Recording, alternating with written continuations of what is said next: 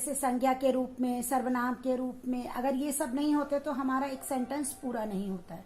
तो parts of speech हमारे होते कितने? पार्ट्स ऑफ स्पीच हमारे होते हैं 8।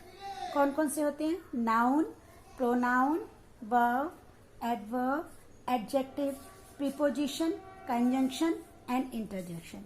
आज हम नाउन के बारे में पढ़ेंगे। नाउन आपको पता है नाउन क्या होता है? Noun is the name of person, place और things. Noun is the name of person, place और थिंग्स। यानी किसी संज्ञा क्या होता है? किसी व्यक्ति, वस्तु, स्थान या भाव के नाम को संज्ञा कहते हैं। इनके अलग अलग काइंड्स होते हैं और इनका प्रयोग अलग अलग तरीके से किया जाता है। जैसे हिंदी में हम लोग पढ़ते हैं जातिवाचक संज्ञा, व्यक्तिवाचक संज्ञा, भाववाचक संज्ञा। इसी तरीके से इंग्लिश में होता है proper noun, common noun, abstract noun, material noun. Common noun जो किसी कॉमन व्यक्ति के बारे में बताता है, प्रॉपर नाउन जो पर्टिकुलर व्यक्ति के बारे में बताता है, किसी का नाम आदि, ये सब प्रॉपर नाउन में आते हैं। किसी वस्तु का नाम है तो मटेरियल नाउन है, और अगर हमारे मन के भाव हैं तो वो हमारा एब्स्ट्रैक्ट नाउन है।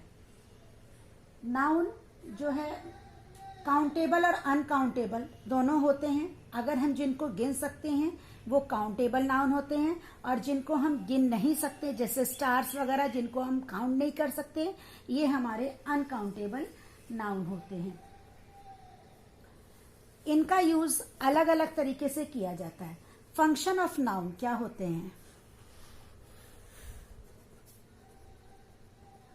नाउन के काम क्या होते हैं? नाउन के काम अलग अलग तरीके से होते हैं। जैसे ये इसका यूज जो होता है वो सब्जेक्ट के रूप में होता है, subject of the verb. Next, object of the verb.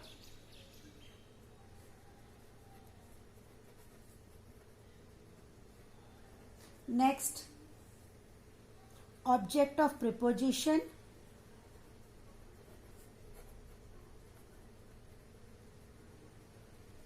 Next, object of an infinitive.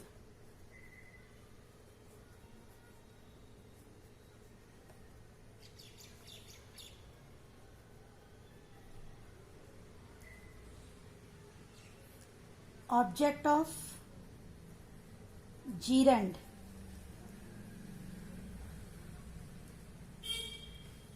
Object of gerund.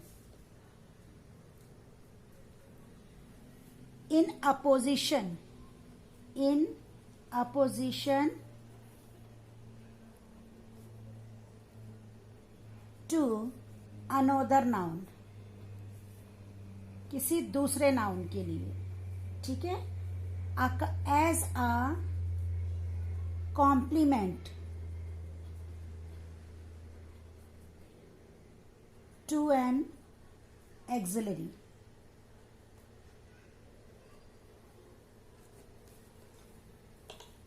सबसे पहला हमारा सब्जेक्ट ऑफ वर्ब। वर्ब के रूप में कैसे यूज होता है? जिसमें केवल नाउन के साथ में वर्ब का यूज हो। जैसे गुरप्रीत केम, गुरप्रीत आया, तो इसमें ऑब्जेक्ट नहीं है तो इसको हम बोलते हैं subject of verb. Object of verb, Harjeet killed the lion, Harjeet ने लॉयन को मारा। ऑब्जेक्ट दिया है, मेन ऑब्जेक्ट का काम है, इसलिए object of the verb. Object of preposition, the book is on the table. Table के लिए ऑन का यूज किया गया तो ये प्रीपोजिशन में काउंट हो जाता है। Object of infinitive, to infinitive में होता है। I want to see a film. उसके बाद object of gerund. Object of gerund के लिए हम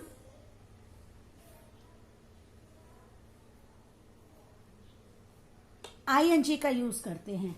जैसे I like reading story in apposition to another noun, किसी दूसरे नाउन को डिस्क्राइब करने के लिए। जैसे हिज फादर, अ ब्रदर, ये अनदर नाउन है, अपने लिए ना कह के हम दूसरे के लिए कह रहे हैं।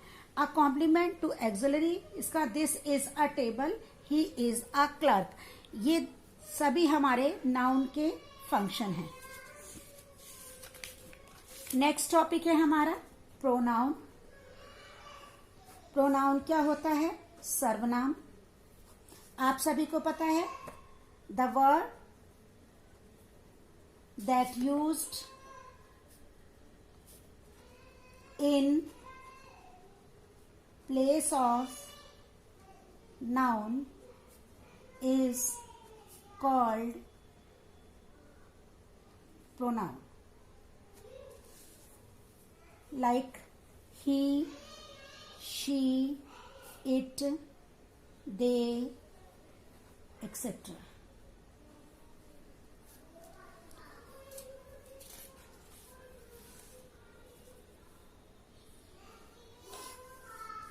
इसमें तीन तरह के प्रोनाउन होते हैं।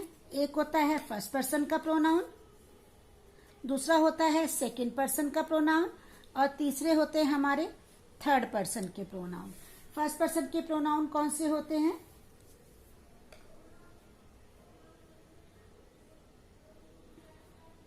I, we, me, us, mine, ours. ये जो शब्द है ये बोलने वाला अपने लिए प्रयुक्त करता है। जो व्यक्ति बोल रहा होता है वो अपने लिए प्रयोग करता है, इसलिए हम इसको फर्स्ट पर्सन के प्रोनाउन कहते हैं। सेकंड पर्सन के प्रोनाउन होते हैं यू,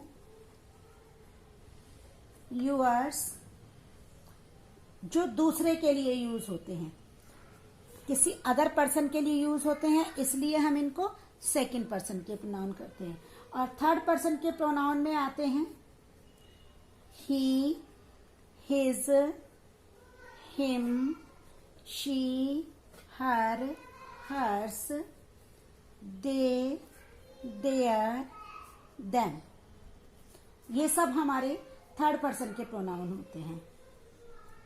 ये उन वस्तुओं का बोध कराते हैं जिनके बारे में बात की जा रही है, यानी फर्स्ट पर्सन का प्रोनाउन अपने लिए, सेकंड पर्सन का प्रोनाउन दूसरे के लिए, और थर्ड पर्सन उनके लिए जिनके बारे में बात की जा रही है।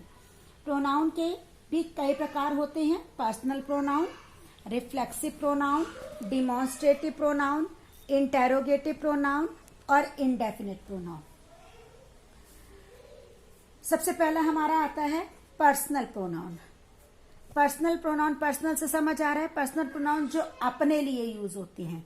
किसके लिए यूज होते हैं? अपने लिए। जो बोलने वाला अपने लिए यूज करता है वो पर्सनल प्रोनाउन होते हैं। रिफ्लेक्सिव प्रोनाउन, थोड़ा उधर करना दिख रही है। रिफ्लेक्सिव प्रोनाउन में क्या आता है? माई सेल्फ, स्वयं के लिए। अब आई के साथ अपने के लिए माई सेल्फ, ही के साथ अपने के लिए हिमसेल्फ, एक्सेट्रा जो वर्ड्स हैं ये हमारे रिफ्लेक्सिव प्रोनाउन के रूप में काम करते हैं। डिमॉन्स्ट्रेटिव हम पहले भी पढ़ चुके हैं। डिमॉन्स्ट्रेटिव प्रोनाउन हमारे होते हैं this, that, these, those, etcetera. ये सब हमारे डिमॉन्स्ट्रेटिव होते हैं। रिलेटिव, रिलेटिव का मतलब क्या होता है? रिश्तेदार बोलते हैं ना हम लोग, रिलेटिव यानी संबंधित, एक दूसरे से संबंध बताने वाले प्रोनाउन, वो हमारे रिलेटिव प्रोनाउन होते हैं। जैसे कि he is the boy, he is the boy who has won the prize. यह वह लड़का है जिसने इनाम जीता है। तो ही का संबंध बता दिया, हु लगा दिया, ये हमारे रिलेटिव प्रोनाउन हो गए। कि प्राइज का संबंध बता रहे हैं कि ये वो लड़का है जिसने प्राइज जीता है। इंटेरोगेटिव प्रोनाउन, आपको पता है डब्ल्यू फैमिली के वर्ड जितने भी होते हैं वो हमारे इंटेरोगेटिव प्रोनाउन होते हैं। इसमें प्रश्न पूछा जाता है, आस्क किया जाता है कोई भी प्रश्न, और उसके लिए हम who, where, which, when, why, how etcetera आदि का यूज करते हैं। इंडेफिनिट प्रोनाउन,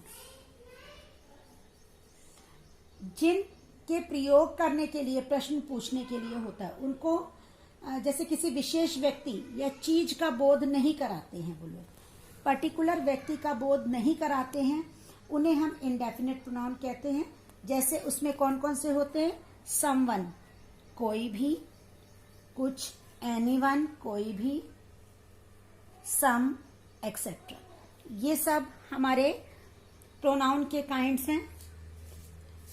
आप सभी को समझ आ गया होगा नाउन या प्रोनाउन। इससे रिलेटेड एक एक्सरसाइज मैं आपको सेंड करूंगी, आपने उसको सॉल्व करना है।